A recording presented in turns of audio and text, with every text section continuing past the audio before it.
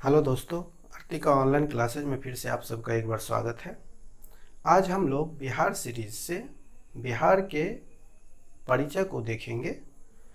बिहार के परिचय को देखने की आवश्यकता इसलिए है कि बिहार के बेस्ड पे जितने एग्ज़ाम्स होते हैं बिहार में, उससे इस टॉपिक से एक दो क्वेश्चन कंपलसरी रूप से रहते हैं। आप लोग सेट्स देखिएगा तो सेट्स में आपको इस टॉपिक से क्वेश्चन मिलेंगे ही मिलेंगे।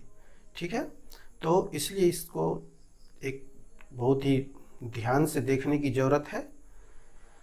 चाहे वो हम लोग जैसे देख लें, चाहे वो बीपीएससी हो, बिहार दरोगा हो, बिहार पुलिस हो, सचिवालय सहायक हो, बीएसएससी का और भी बहुत सारे एग्जाम्स है। कहने का मतलब है कि बिहार से रिलेटेड जितने भी एग्जाम्स होंगे उसमें इस टॉपिक से क्वेश्चन रहते हैं। चाहे वो विभाजन से हो, गठन से हो, प्रशासनिक विभाजन से हो, भौगोलिक अवस्थिति से हो, किसी न किसी टॉपिक से क्वेश्चन रहते ही रहते हैं। तो इसलिए हम लोग इसको बहुत अच्छे ढंग से अभी अलग अलग आसान भाषा में करने का कोशिश करते हैं। ठीक है, तो चलिए शुरू करते हैं। देखिए, बिहार प्राचीन काल से ही एक महत्वपूर्ण राज्य भारतीय भू क्षेत्र में रहा है। अब महत्वपूर्ण कहने से तात्पर्य ये है कि बिहार, अगर हम लोग प्राचीन शिक्षा के को ही ले तो बिहार में प्राचीन काल में नालंदा और विक्रमशिला जैसे महत्वपूर्ण विश्वविद्यालय हुआ करते थे। इसकी महत्ता और समृद्धि का अनुमान इस चीज़ से लगाया जा सकता है कि जब बख्तियार खिलजी ने नालंदा विश्वविद्यालय बिहार पर आक्रमण किया और नालंदा विश्वविद्यालय को तहस नहस कर आग के हवाले किया था, तो महीनों महीनों तक नालंदा विश्वविद्यालय में महीनों महीनों तक नालंदा विश्वविद्यालय जलता रहा था। तो इससे अनुमान लगाया जा सकता है कि उसकी समृद्धि और उसकी भव्यता क्या रही होगी। अगर यहाँ से संबंधित महापुरुषों की बात करें तो आर्यभट्ट, पाणिनि जैसे महापुरुष जिसने दुनिया को बहुत सारे खोज और आविष्कार दिए, वो बिहार की पृष्ठभूमि से थे।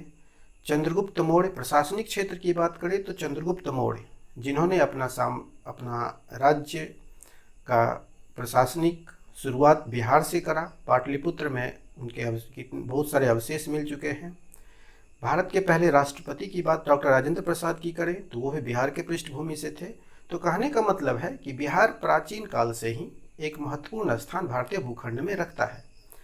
तो इसलिए बिहार को देखते हैं हम लोग। चलिए बिहार के परिचय को देखते हैं। बिहार के परिचय को समझने के लिए हमने इसको 3 खंडों में आसान भाषा में समझे, इसलिए इसको हम लोगों ने 3 खंडों में हमने विभाजित किया है। बिहार का भौगोलिक अवस्थिति, बिहार का प्रशासनिक इकाई, बिहार का गठन। तो तीनों खंडों को हम लोग एक एक करके यहाँ पे समझने का कोशिश करते हैं। तो चलिए समय बर्बाद किए बिना शुरू करते हैं। देखिए, हम लोग सबसे पहले समझेंगे बिहार की अवस्थिति कि बिहार भारतीय मानचित्र पर किस जगह अवस्थित है और ग्लोब पे किस जगह अवस्थित है। तो देखिए, बिहार एक आयताकार, बिहार के मैप को यहाँ पे सिंपल सा ड्रॉ करने का कोशिश किए हैं। एक आयताकार शेप में है बिहार। जो है बिहार का जो भूखंड है वो एक आयताकार शेप में है। चित्र पे उत्तर पूर्व की दिशा में अवस्थित है। ठीक है, ये उत्तर पूर्व की दिशा में अवस्थित है। तो किस जगह है इसको एक बार हम लोग चलिए ग्लोब से समझते हैं। पहले देखिए यहाँ पे, वैसे भारत ग्लोब पे उत्तर पूर्व दिशा में उत्तरी अक्षांश और पूर्वी देशांतर के बीच अवस्थित है। ठीक है, यहाँ पे इसको थोड़ा सा देख लीजिए। ठीक है, एक्यूरेट नहीं हुआ है, लेकिन भारत कहाँ पे अवस्थित है? उत्तरी गोलार्ध और पूर्वी देशांतर के बीच। इसको हम लोग क्या कहते हैं? भूमध्य रेखा। ये 0 डिग्री होता है। ठीक है, ये ग्लोब पे जो खड़ी कर्व लाइन होती है, खड़ी कर्व लाइन को क्या कहते हैं? देशांतर रेखा। ये खड़ी कर्व लाइन देखे होंगे ग्लोब पे ऐसी लाइनें बनी होती है। इसका दोनों ऊपर का एक बिंदु पे मिलता है सारा और नीचे के एक बिंदु पे सारा मिलता है। इसको क्या कहते हैं? खड़ी कर्व लाइन बोल रहे हैं हम, क्योंकि ये कर्व है। इसको देशांतर कहते हैं। और पड़ी सीधी लाइन को क्या कहते हैं? अक्षांश रेखा कहते हैं। ठीक है, इसको क्या कहते हैं? अक्षांश रेखा कहते हैं। इसको क्या कहते हैं? North pole. इसको क्या कहते हैं? South pole. उत्तरी ध्रुव और दक्षिणी ध्रुव। ठीक है, इसे क्या कहते हैं? देशांतर रेखा। देशांतर रेखा इसे क्या कहते हैं? इसे कहते हैं लाइन होती है, खड़ी कर्व लाइन को क्या कहते हैं? देशांतर रेखा। ये खड़ी कर्व लाइन देखे होंगे ग्लोब पे ऐसी लाइनें बनी होती है। इसका दोनों ऊपर का एक बिंदु पे मिलता है सारा और नीचे के एक बिंदु पे सारा मिलता है। इसको क्या कहते हैं? खड़ी कर्व लाइन बोल रहे हैं हम, क्योंकि ये कर्व है। इसको देशांतर कहते हैं और पड़ी सीधी लाइन को क्या कहते हैं? अक्षांश रेखा कहते हैं। ठीक है, इसको क्या कहते हैं? अक्षांश रेखा कहते हैं। इसको क्या कहते हैं? North pole. इसको क्या कहते हैं? South pole. उत्तरी ध्रुव और दक्षिणी ध्रुव। ठीक है, इसे क्या कहते हैं? देशांतर रेखा। देशांतर रेखा इसे क्या कहते हैं? इसे कहते हैं इसे देशांतर रेखा और इसे कहते हैं अक्षांश रेखा। इसे कहते हैं अक्षांश रेखा। ठीक है, देशांतर रेखा, अक्षांश रेखा। भारत की अवस्थिति क्या बोले हम? कि भारत ग्लोब पे उत्तरी ध्रुव, उत्तरी अक्षांश और पूर्वी देशांतर के बीच स्थित है। तो उत्तरी अक्षांश, अब देखिए इस लाइन से इसको क्या कहेंगे हम लोग? उत्तरी अक्षांश। इधर के एरिया को उत्तरी अक्षांश कहेंगे। ये एरिया पूरा जो होता है इससे इधर का, ये होता है उत्तरी अक्षांश। ये वाला एरिया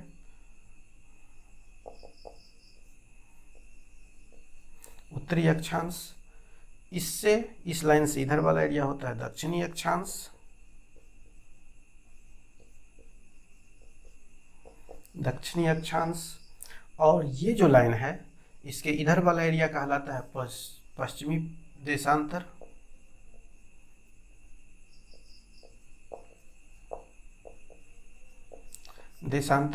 और ये वाला लाइन कहलाता है पूर्वी। इस लाइन से देखिए ये जो सेंटर लाइन है, ये सेंटर लाइन है। तो इससे इधर का उत्तरी अक्षांश, इधर का दक्षिणी अक्षांश, इधर का पश्चिमी देशांतर और इससे इधर का ये होता है पूर्वी देशांतर। ठीक है, पूर्वी देशांतर। यहाँ तक क्लियर हो गया होगा आप लोगों को। अब हम लोग क्या बात कर रहे हैं कि भारत ग्लोब पे कहाँ अवस्थित है? तो भारत ग्लोब पे उत्तरी अक्षांश और पूर्वी देशांतर के मध्य स्थित है। तो उत्तरी अक्षांश और पूर्वी देशांतर के मध्य स्थित है, तो इस जगह पे। ठीक है, इस जगह पे भारत अवस्थित है। भारत यहाँ अवस्थित है, ये देख लिए हम लोग। अब क्या हम लोग बात कर रहे हैं कि भारत के नक्शे पे बिहार कहाँ अवस्थित है? ठीक है, इधर से नेपाल हो जाता है, इधर से नेपाल हो जाता है और बिहार इस जगह पे अवस्थित है। ठीक है, इधर 7 सिस्टर्स हो जाता है, 8 सिस्टर 7 सिस्टर जो बोलिए, इधर हो जाता है। और बिहार से लगा हुआ नेपाल का सीमा होता है, जो काफ़ी लंबा बिहार से काफ़ी लंबा नेपाल की सीमा लगती है। तो यहाँ पे बिहार है। तो बिहार भारत के उत्तरी अक्षांश और पूर्वी देशांतर के बीच स्थित है। अगर भारत उत्तरी अक्षांश, सीधी सी बात है कि अगर भारत उत्तरी अक्षांश और पूर्वी देशांतर के बीच स्थित होगा तो भारत का जो राज्य है वो भी उत्तरी अक्षांश और पूर्वी देशांतर के बीच स्थित होगा। तो भारत उत्तरी अक्षांश और पूर्वी देशांतर के बीच स्थित है और बिहार भारत के उत्तर पूर्व दिशा में स्थित है। ठीक है, यहाँ तक क्लियर हो गया। अब हम लोग देखते हैं कि इसके अक्षांशीय विस्तार को समझते हैं कि ये तो बोल दिया हम उत्तरी अक्षांश और पूर्वी देशांतर के बीच स्थित है, तो इसका कितना अक्षांशीय विस्तार है, इस चीज़ को हम लोग समझते हैं। तो देखिए ये क्या होगा, यहाँ पे ये हम बिहार का एक मैप बनाए हैं, रफ मैप ड्रॉ किए हैं, देखिएगा ज़रा इसको। तो यहाँ पे क्या है, ये नॉर्थ साइड है बिहार का, ये साउथ साइड है, ये उत्तर, दक्षिण, पूर्व, पश्चिम। ठीक है, ये है नॉर्थ साइड, ये है साउथ साइड, ये है ईस्ट साइड और ये है वेस्ट साइड। ठीक है, उत्तर दक्षिण। कोई एक चीज़ हम लोग ध्यान रखेंगे, जब भी मैप को किसी भी देखेंगे तो मैप में हमेशा देखिए ऐसे डिनोट क्या रहता है।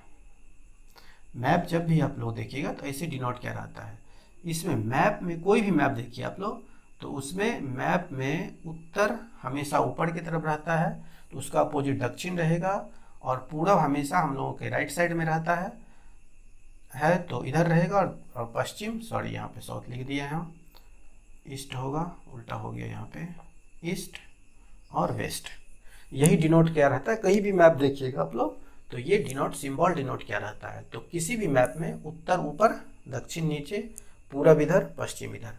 तो हम लोग क्या देख रहे थे, खैर चलिए उसको, हम लोग क्या देख रहे थे कि अक्षांशीय विस्तार को देख रहे थे। तो क्या बोले कि उत्तरी अक्षांश और पूर्वी देशांतर के बीच स्थित है, तो भारत का उत्तरी अक्षांश में जो स्थिति है ये हो जाएगा हम लोगों का देशांतर, ये हो जाएगा अक्षांश, ठीक है। तो भारत की स्थिति है 24 डिग्री 20 मिनट 10 सेकेंड उत्तरी अक्षांश से 27 डिग्री 31 मिनट 15 सेकेंड उत्तरी अक्षांश के बीच में। कितना से 24 डिग्री 20 मिनट 10 सेकेंड से 27 डिग्री 31 मिनट 15 सेकेंड उत्तरी अक्षांश के बीच में, और देशांतर के बीच में कितना होगा 83 डिग्री 19 मिनट। यहाँ पे देखिए 83 डिग्री, यहाँ पे है 83 डिग्री 19 मिनट 51 सेकेंड से 88 डिग्री 17 मिनट 40 सेकेंड पूर्वी देशांतर के बीच में स्थित है, ठीक है।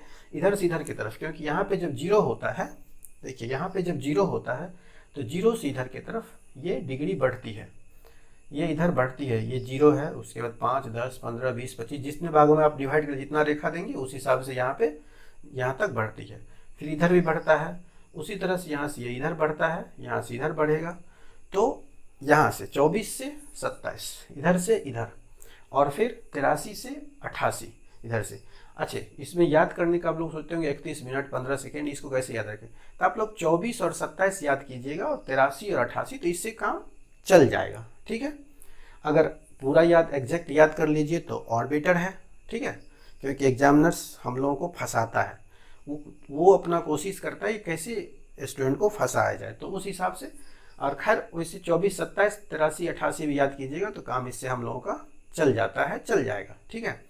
तो यहाँ हम लोग देख लिया, क्या देखा हम लोगों ने, अक्षांशीय विस्तार को देखा, अक्षांशीय और देशांतरीय विस्तार को देखा, बिहार की स्थिति क्या है वो देखा। अच्छा, एक चीज़ यहाँ पे और देख लीजिए, इसको नोट कर लीजिएगा, भारत की अवस्थिति यहाँ पे क्या है, इसको एक बार देख लें कि भारत की अवस्थिति क्या है।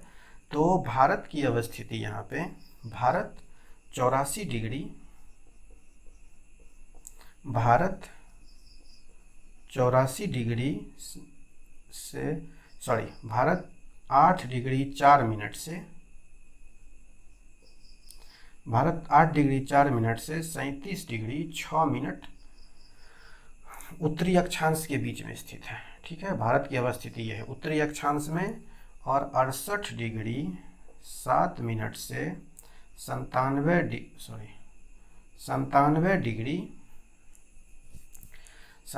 डिग्री 25 मिनट, ठीक है, 97 डिग्री 25 मिनट पूर्वी देशांतर के बीच है, ठीक है।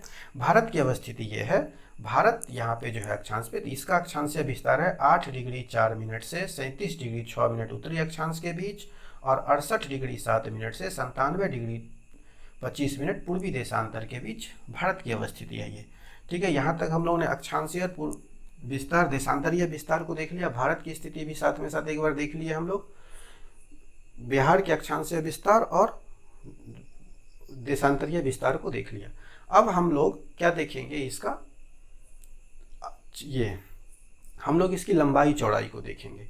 तो लंबाई चौड़ाई में हम लोगों ने पहले क्या कहा कि भारत का, अभी हम लोगों ने बात किया था कि बिहार एक आयताकार भूखंड है, आयताकार शेप में बिहार का मानचित्र डिनोट होता है क्योंकि आयताकार भूखंड है। तो आयत का हम लोग क्या जानते हैं, हम लोग सभी जानते हैं कि आयत की लंबाई अधिक होती है, चौड़ाई कम होती है। तो आयत का लंबाई और चौड़ाई, लंबाई कम चौड़ाई अधिक, तो उस हिसाब से आयत का ये बिहार का ये चौड़ाई हो जाएगा, ये लंबाई हो जाएगा। तो बिहार की चौड़ाई है 345, इसको याद रखिए 345, एकदम आसान है। 345 किलोमीटर, 345, ठीक है। ये चौड़ाई है बिहार की। लंबाई ज़्यादा होगा, सीधा बात है, तो लंबाई है 483 किलोमीटर, 483 किलोमीटर। इसको ऐसे नहीं याद रहे तो ऐसे रखेंगे, 4 का दूना 8 और 4 से एक डिजिट कम है 3, तो 483। इसको ऐसे याद रखिए। ऐसे नहीं याद रखे तो बौद्ध धर्म में पढ़े हम लोग कि महात्मा बुद्ध का परिनिर्वाण 483 BC है, ठीक है। तो 483 किलोमीटर है, ठीक है। यहाँ तक क्लियर है। हम लोग लंबाई चौड़ाई देख लिए, अक्षांश विस्तार, देशांतरीय विस्तार, अवस्थिति देख लिए, भारत में बिहार कहाँ पे स्थित है, ठीक है। आगे हम लोग अब देखते हैं बिहार का क्षेत्रफल को, ठीक है दोस्तों। तो चलिए देखते हैं। बिहार का टोटल क्षेत्रफल है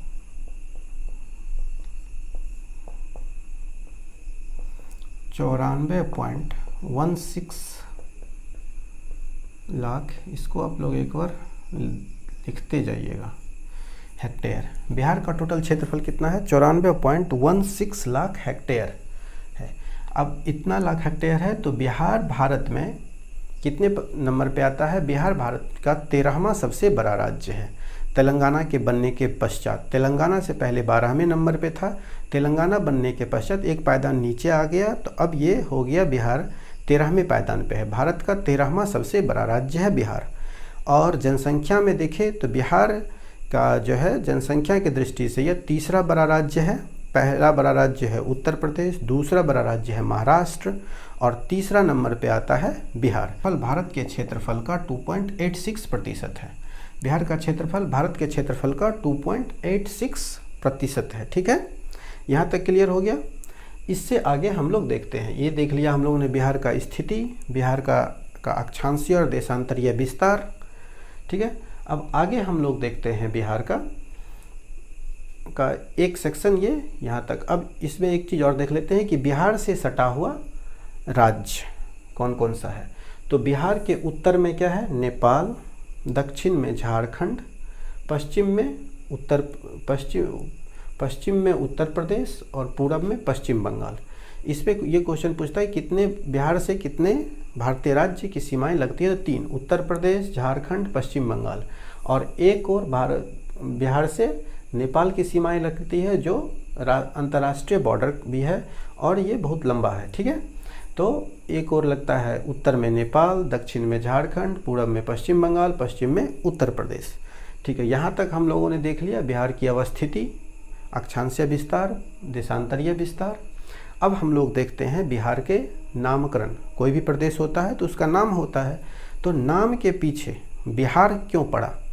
इसके पीछे एक लॉजिक, एक रीजन होता है। तो इसके पीछे का कारण ये था कि प्राचीन काल में बिहार में अनेक बौद्ध मठ और विहार हुआ करता था। विहार होता था, ठीक है। बिहार नहीं, तभी बिहार नहीं विहार होता था वो। तो यहाँ पे बहुत अधिक संख्या में बौद्ध भिक्षु रहा करते थे। उसके द्वारा, उन लोगों के द्वारा बार बार विहार शब्द का उच्चारण किए जाने से वहीं से फिर वो विहार बिहार में बदल गया, वो में बदल गया। तो इस प्रकार से विहार से बिहार बना। तो इस प्रकार विहार से बिहार का नाम पड़ा बिहार, ठीक है। ये नाम हो गया। अब बिहार राज्य को पढ़ रहे हैं हम लोग, इसके बारे में समझ रहे हैं, तो इसके राजकीय चिन्ह, राजकीय प्रतीक, राजकीय भाषाओं को भी समझना जरूरी हो जाता है। तो चलिए देखते हैं। बिहार का राजकीय पशु किसको माना जाता है? बैल को। बिहार का राजकीय पशु कौन होता है? बैल। बिहार का राजकीय पुष्प है गेंदा। बिहार का राजकीय पक्षी है गोरैया। बिहार का राजकीय मछली मांगुर मछली को कहा जाता है। और बिहार का राजकीय प्रतीक आप लोग बिहार सरकार के किसी भी नोटिफिकेशन आता है, कोई भी लेटर निकलता है, तो उसमें देखोगे बरगद का पेड़ बना रहता है, ठीक है।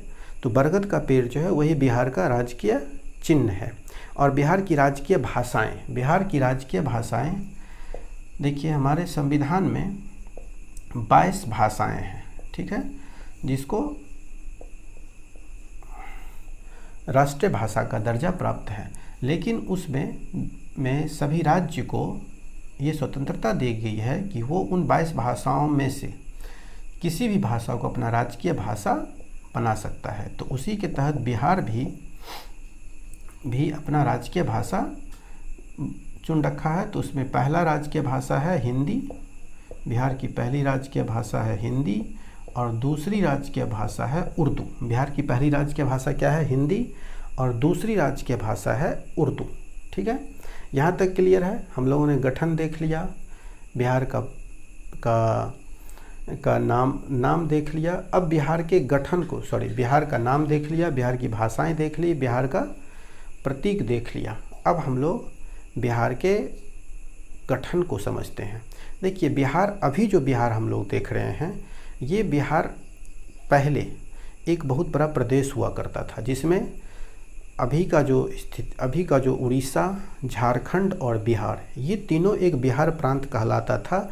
और ये 1911 से पहले क्या था? बंगाल प्रांत का एक सूबा हुआ करता था। ये बंगाल प्रांत के अधीन होता था। लेकिन 1911 में दिल्ली दरबार के बाद 1912 में बिहार को बंगाल प्रांत से अलग कर दिया गया। उस समय के बिहार प्रांत में, जैसा मैंने बताया कि कौन कौन सा था, उड़ीसा, झारखंड और बिहार। उसके पश्चात पुनः 1936 में उड़ीसा को बिहार से अलग कर दिया गया, और उड़ीसा के अलग होने के बाद बच गया अभी का मिला हुआ प्रदेश झारखंड और बिहार। और फिर फाइनली 15 नवंबर 2000 को झारखंड को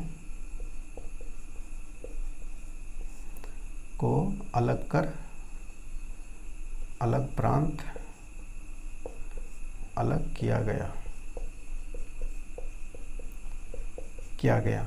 तो अभी का जो बिहार है वो 15 नवंबर 2000 को झारखंड के अलग होने के बाद जो अस्तित्व में बिहार आया, वो बिहार हम लोग अभी देखते हैं। इसको एक बार हम लिखते हैं, देख लीजिएगा। कितना में? 1912 में बंगाल से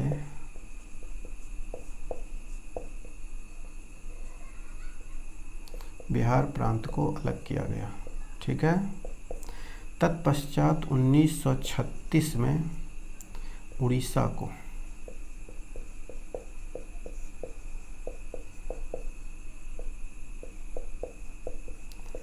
बिहार से अलग किया गया। ठीक है, और उसके बाद उड़ीसा को बिहार से अलग किया गया, और फिर 2000 में झारखंड को बिहार से अलग करके अभी का बिहार देखते हैं। लेकिन क्वेश्चन यहाँ पूछा जाता है कि बिहार अस्तित्व में कब आया, या बिहार एक अलग प्रांत के रूप में गठित कब हुआ? तो ये 1912 ही बोला जाता है। ठीक है, इसको 1912 ही कहा जाता है। अच्छा, नीतीश गवर्नमेंट के आने के बाद 22 मार्च को बिहार दिवस के रूप में मनाना प्रारंभ किया, जो अभी तक मनाया जाता है। 22 मार्च को क्या होता है?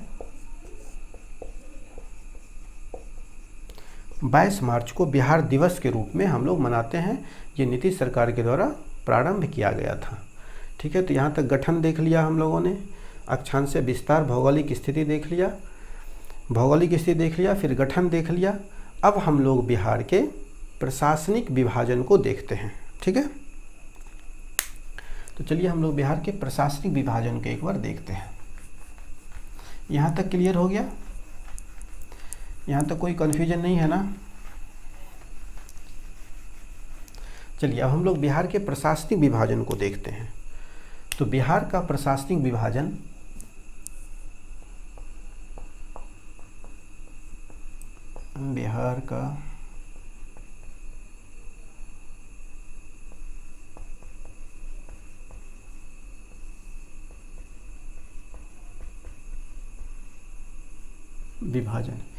बिहार के प्रशासनिक विभाजन में, बिहार में एक चीज़ हम लोग समझ लें कि बिहार में द्विसदनात्मक शासन प्रणाली है। द्विसदनात्मक से तात्पर्य यह है कि जहाँ पे विधानसभा और विधान परिषद दोनों अस्तित्व में रहता है, तो उसको द्विसदनात्मक शासन प्रणाली कहा जाता है। तो बिहार में विधानसभा और विधान परिषद दोनों कार्यरत है, तो इसलिए यहाँ पे कहा जाता है कि बिहार में द्विसदनात्मक शासन प्रणाली है। ठीक है, तो बिहार में विधानसभा की कुल सीटें कितनी हैं?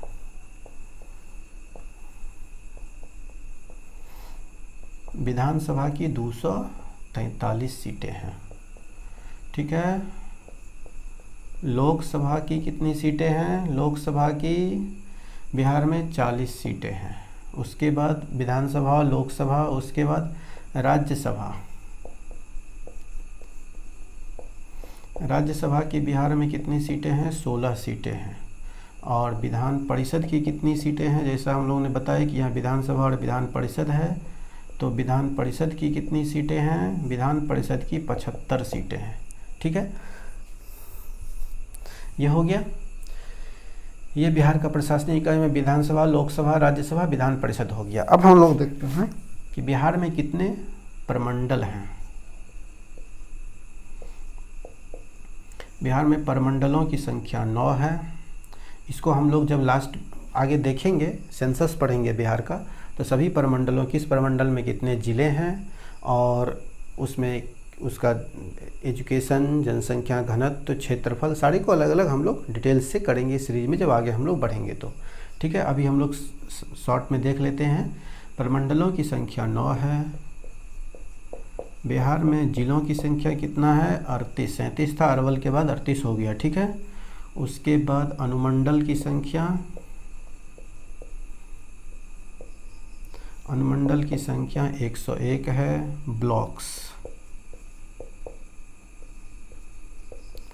ब्लॉक्स कितने हैं बिहार में? 534। ठीक है, ये एक डाटा है जो हम लोग देखें, तो ये प्रशासनिक इकाई होगी बिहार की। अब हम लोग थोड़ा सा इसको देखते हैं, इससे थोड़ा सा हटके, कि बिहार एक कृषि प्रधान, कहा जाता है कि बिहार एक कृषि प्रधान देश है, और है भी कृषि प्रधान देश। ठीक है, बिहार एक कृषि प्रधान देश है क्योंकि यहाँ की 86% आबादी, 85-86% आबादी कृषि पर निर्भर है। ठीक है, तो इसीलिए बिहार एक कृषि प्रधान देश कहता है। कृषि प्रधान के साथ साथ बिहार को हम लोग बाढ़ प्रभावित क्षेत्र, बाढ़ प्रधान प्रदेश भी कह सकते हैं। वो इसलिए कि 38 जिलों में से बिहार के 28 जिले हर एक वर्ष बाढ़ से प्रभावित होते हैं, पूर्णतः या आंशिक रूप से, लेकिन 28 जिले बिहार के बाढ़ से प्रभावित होते हैं। लगभग अगर कहें तो 2/3, बिहार के कुल क्षेत्रफल का 2/3 भाग बाढ़ से प्रभावित होता है। तो इसलिए ये कहना कोई अतिशयोक्ति नहीं होगी कि बिहार एक कृषि प्रधान के साथ साथ एक बाढ़ प्रधान देश भी है। अच्छा, यहाँ पे बाढ़ आने का, इतनी ज़्यादा बाढ़ें क्यों आती है और क्यों प्रभावित होता है? कितना जिला? 28 जिला। कितना प्रतिशत लोग कृषि पे आधारित है? 85% लोग। कितने भाग बाढ़ से प्रभावित होते हैं? लगभग बिहार के कुल क्षेत्रफल का 2/3% भाग। अच्छा, यहाँ पे बाढ़ इतनी ज़्यादा आती क्यों है? इसका मेन रीज़न क्या है? देखिए, बिहार में नदियों का जाल सा बिछा हुआ है। यहाँ पे बहुत सारी नदियाँ हैं, सबसे जिसमें से एक मुख्य नदी होती है बिहार की, जो होती है गंगा नदी, जो बिहार को के बीचों बीच प्रवाहित होती है और ये बिहार को 2 भागों में विभाजित करती है। ठीक है, इसको देखिए इधर से, बिहार को ये 2 भागों में विभाजित करती है। इसके इधर का हिस्सा को साउथ बिहार कहा जाता है और इधर के हिस्सा को कहा जाता है नॉर्थ बिहार। ठीक है, ये मुख्य नदी है बिहार की, जो गंगा है, मुख्य नदी बिहार की। ठीक है, अब इधर नेपाल से, इधर हम लोग जानते हैं कि हिमालय है, इधर से बहुत सारी नदियाँ, हिमालयी नदियाँ निकलती हैं जो गंगा में आके मिलती है, जिसको गंगा की सहायक नदी भी कहा जाता है। ठीक है, इसको हम लोग जब बिहार का नदी तंत्र पढ़ेंगे तो इसमें पढ़ेंगे हम लोग कि हिमालयी नदियाँ बिहार में कौन कौन सी है जो आती है। तो इसमें सालों भर पानी रहता है। ठीक है, लेकिन इन नदियों का स्वरूप क्या है? ये नदियाँ उथली नदी है। उथली नदी से कहने का तात्पर्य है कि ज़्यादा गहरी नहीं है, उथली है। तो बरसात में जब पहाड़ों पे बारिश होती है या ज़्यादा बारिश मैदानी क्षेत्र में भी होती है, तो ये सारा पानी एकाएक जब उस नदी में आती है तो डीप नहीं होने, गहरी नहीं होने के कारण इसका पानी पूरे प्रदेश में फैल जाता है, जिससे यहाँ की पर बाढ़ की स्थिति धारण, जो बाढ़ का स्वरूप ले लेती है। ठीक है, तो इस कारण से उत्तरी बिहार प्रभावित होने में मोस्टली अधिकांश जिले, अधिकांश क्षेत्र उत्तरी बिहार के होते हैं जो बाढ़ से प्रभावित होते हैं। और दक्षिण की तरफ से भी अनेक नदियाँ मिलती है। ये बरसाती नदियाँ हैं, इसमें सालों भर पानी नहीं रहती, ये अधिकांशतः पठारी प्रदेशों से निकलती है और तो ये ज़्यादा प्रभावित नहीं करती। लेकिन दक्षिण की तरफ से भी अनेक नदियाँ मिलती है और गंगा नदी बिहार में बक्सर के पास चौसा में प्रवेश करती है बिहार में, ठीक है, और ये कटिहार के पास बाहर निकल के पश्चिम बंगाल में प्रवेश कर जाती है, ठीक है। ये ठीक बीचों बीच बहती है। तो हम लोग देखा कि क्यों बाढ़ की क्यों स्थिति बनती है, तो नेपाल से हिमालयी नदियाँ जो है वो बाढ़ का मुख्य कारण होती है। वर्षा अधिक होने के कारण ये उथली नदियाँ हैं तो इसका पानी फैल जाता है। आगे हम लोग पढ़ेंगे कि इसके क्षेत्र में दियारा क्षेत्र, टाल क्षेत्र, ये सभी पढ़ेंगे हम लोग, किसे कहते हैं, दोआब क्षेत्र किसे कहते हैं। आगे हम लोग डिटेल से बहुत सारी सीरीज में पढ़ने वाले हैं। तो अभी यहाँ तक देखे हम लोग, उम्मीद है यहाँ तक समझ आया होगा। हमने कोशिश किया है कि आसान भाषा में आप लोगों को समझाया जाए, जिससे ज़्यादा कोई परेशानी नहीं हो, रटने का कोई लोड नहीं पड़े और आप लोग आसानी से समझ जाएं, ठीक है। तो दोस्तों अभी तक के लिए इतना ही, आगे फिर मिलते हैं हम लोग इस सीरीज का आगे का वीडियो लेके। तब तक के लिए वीडियो को देखिए और एक रिक्वेस्ट है दोस्तों कि वीडियो को सब्सक्राइब कर लिया कीजिए, ज़्यादा से ज़्यादा शेयर कर दिया कीजिए अपने दोस्तों के पास और लाइक कर दिए कीजिए। इससे हम लोगों को, आप लोगों के शेयर, सब्सक्राइब और लाइक करने से हम लोग को एक मोटिवेशन मिलता है ताकि और आगे और अच्छा से अच्छा काम मेहनत कर सकें। तो इसीलिए सब्सक्राइब कर दिया कीजिए वीडियो को। आज के लिए इतना ही, धन्यवाद।